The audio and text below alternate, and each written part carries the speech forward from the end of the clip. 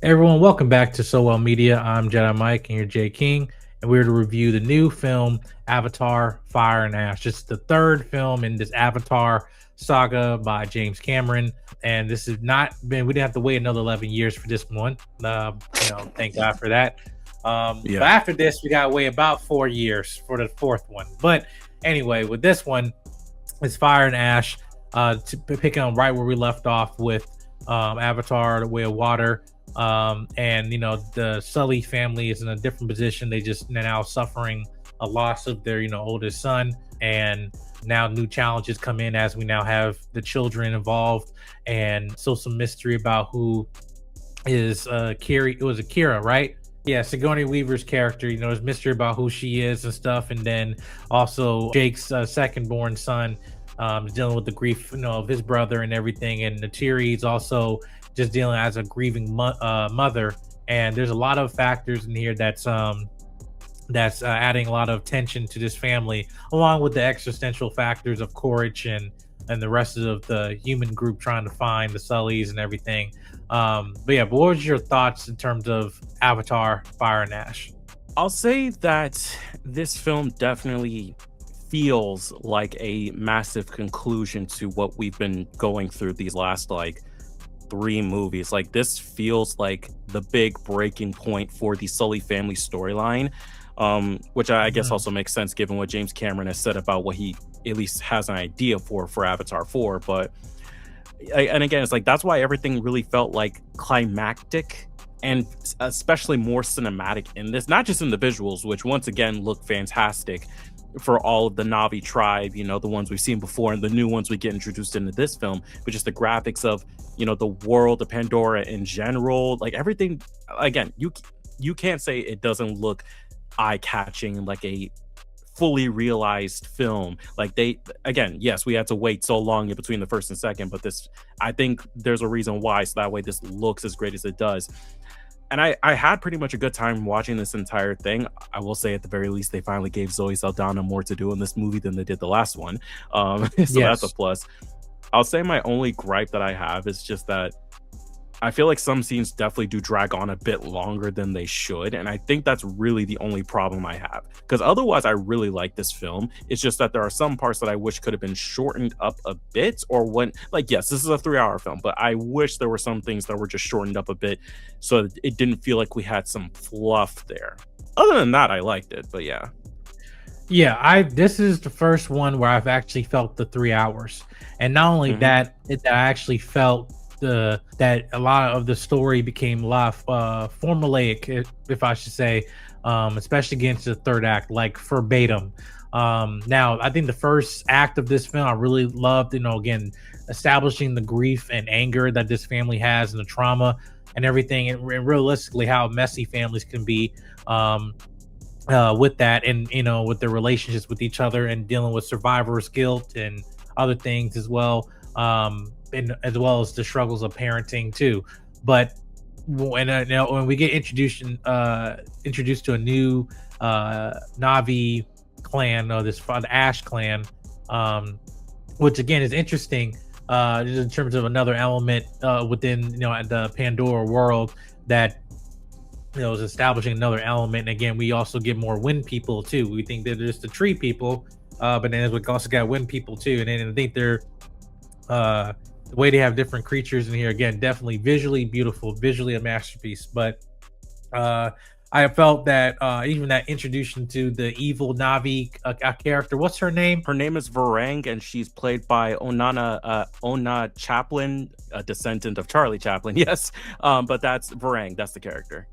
Varang. Yeah, I thought she did a really good job, and it kind of felt a little bit like where that the storyline between her and Quaritch and was very interesting and weird, and it really was, I was expecting it, but it was kind of like a anti Jake and Neytiri relationship, Hmm. verbatim, like you say, evil Neytiri. This is basically what Varang, basically who she is.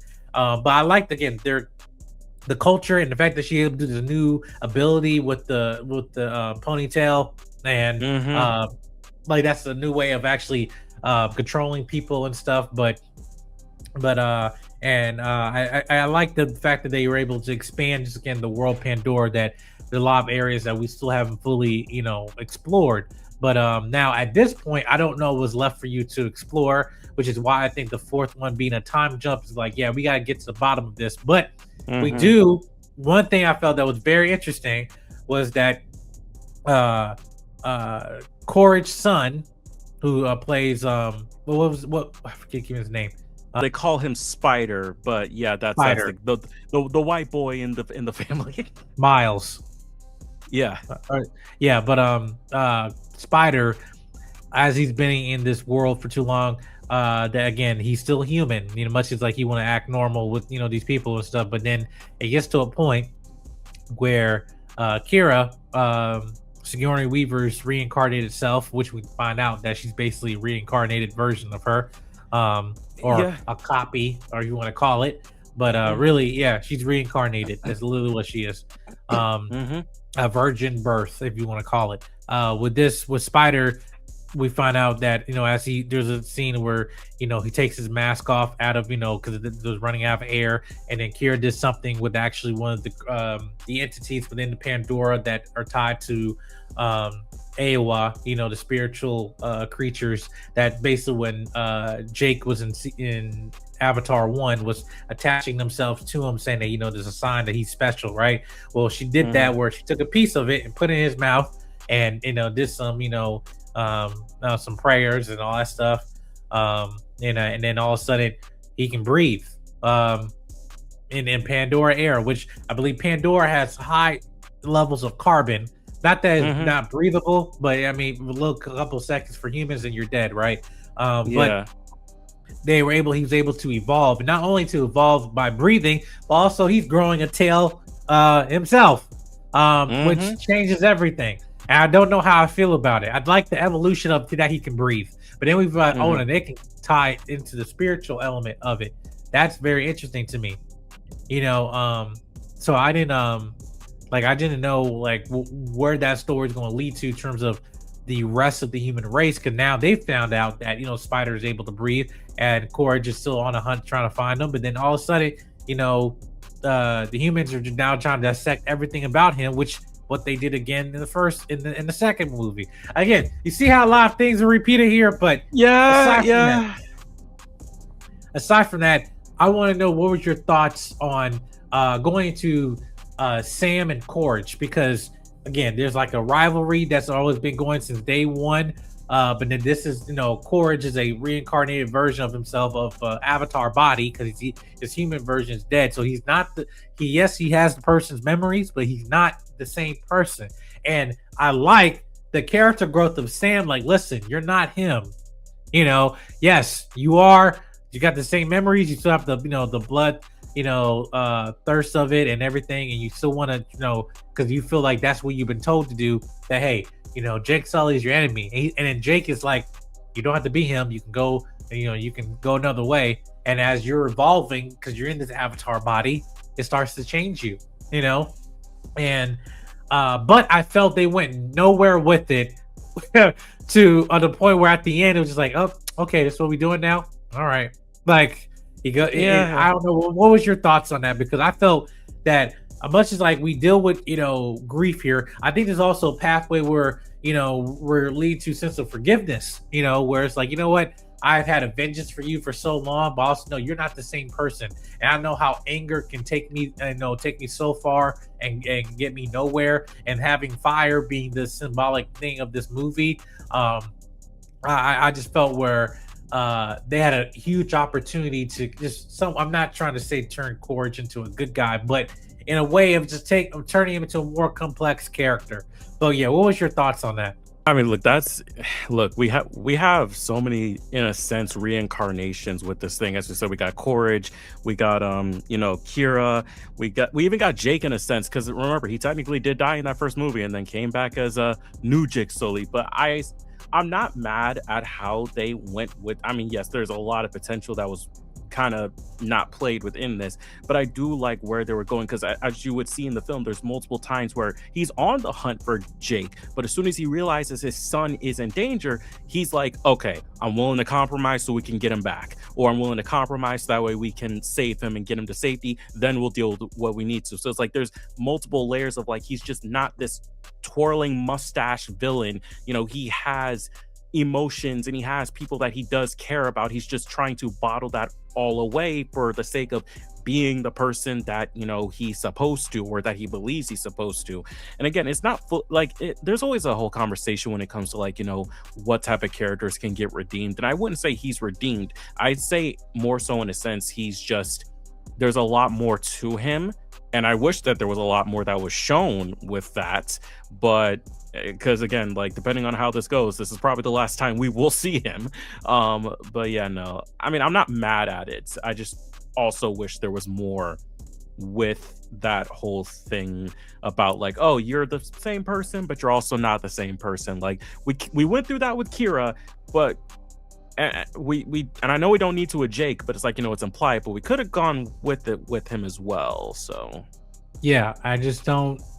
That was my one biggest pet peeve of this. And again, I'm not trying to come across like this film is bad. 3 hours, visual masterpiece is great. But now when we got conditioned to the Avatar world of this, again, some of the plot here is formulaic and repetitive.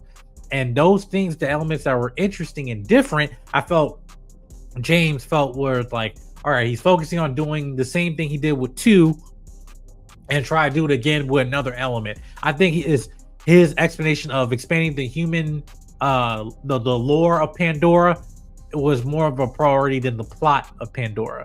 That makes sense? Yeah. What I mean? It's not what I'm not trying to say like you can't, like, the human element is not the interesting thing about it. It is part of the plot, definitely, right? Because that leads into future, the next 2 films about how these humans are going to evolve when they find out, wait, if he can do it, then this can happen to all of us, right? But with Core, it's just like, okay, what's the end goal here? Are you making him where he's turning him to an ally? And then now you also have this evil Neytiri character, Farang, right? And interesting character, but I want to know a little bit more. More. If she just like a archetype of evil Neytiri, then all right, go ahead. But then you would have just killed her. But no, you left her alive, right? Where she's able to escape. She's still out there. Like, she's still out there. So we'll definitely see her in the next film, whether she's the main antagonist or not. But it's like and maybe that's why we haven't seen much, but it's like still there's so much, because she's a very savage character in a sense of like, I'm going to achieve my goals no matter how many people I gotta kill to do it. And it's like, cool, I want to know what your backstory is. I want to know what led you to this point. Is this a family thing? Is this just something you've been conditioned to? And I don't want it just to be explained like, yep, right, I called for Ava and she didn't show up. Like, no. Let's get how you learned this new ability. How did you learn this ability to, with your ponytail and everything, right? What's your intentions? Just seeing everything burn, right? But even with the journey that Sam and Neytiri, as a comeback story for them to overcome their trauma and grief and everything, I think for me the biggest one I really enjoyed was the storyline with his son, of saying, no, I'm not going to hold this on my conscience, and and no, Dad, it wasn't my fault, that my brother died and everything. And then that point of that moment with him with the gun, almost like trying to end his life, and then his sister and his girl trying to come and save them and everything. Along with the new friend that he made, the other whale, who found another person who's also damaged just like him. That I thought that was, to me, was very interesting, because again, it was just showing like maybe we want this story to be about him, and him taking the front center stage, because again, he's being like not the prodigal son, or what, the failure of the prodigal son, whatever that, that's that storyline, of the archetype and storytelling of a son that's dealing with burden and not meeting up expectations, but he's destined for greatness, when he overcomes trials and tribulations. I thought he did a really good job, and I enjoyed especially his character in the second and the third film. I really liked it, in terms of his journey that he's been going to. But Aside from that, what was your final thoughts in just terms of Avatar, Fire and Ash? Aside from the visuals, again, we can go on about that. Aside from, again, I'm saying that there's concerns in this movie about repetitive plot, but we know the fourth one's going to be different, especially being a 4-year time gap. But yeah, what was your final thoughts on Avatar, Fire and Ash? There is a lot of good with it. Like, we've said a lot, but it's like this film is still a really good one. And as I said earlier, this definitely feels like the big climax for the Jake Sully family. Now, where that goes within the fourth film, whether that be on new characters or older versions of Jake's kids, that's to be seen. James Cameron hasn't given a lot of answers right now as to what that fourth film, at least base wise, will be like. But in terms of this third one, I think that it is still a really good film. And again, as we said, visually we can go on for hours, but we're not going to go there. But in terms of the characters, there is a lot there that was good, and there is a lot there that we wanted more of. And I think that's the reason why we feel a tiny bit frustrated. Not incredibly, just a tiny bit, because we want more. We want more of Pandora as a world, in terms of their culture and in terms of the characters. And while we had that here, it wasn't to the fullest extent that we could have seen it. And while, yes, that definitely is something that will be explored within the fourth and fifth film and whatever else James Cameron has for the world of Pandora, in terms of just a big climactic story, most parts work, but there are some other parts that maybe could have had a little more time, and there's also some parts that could have been cut down for time. As I said, it's a long one, 3 hours. There's some fluff that could have been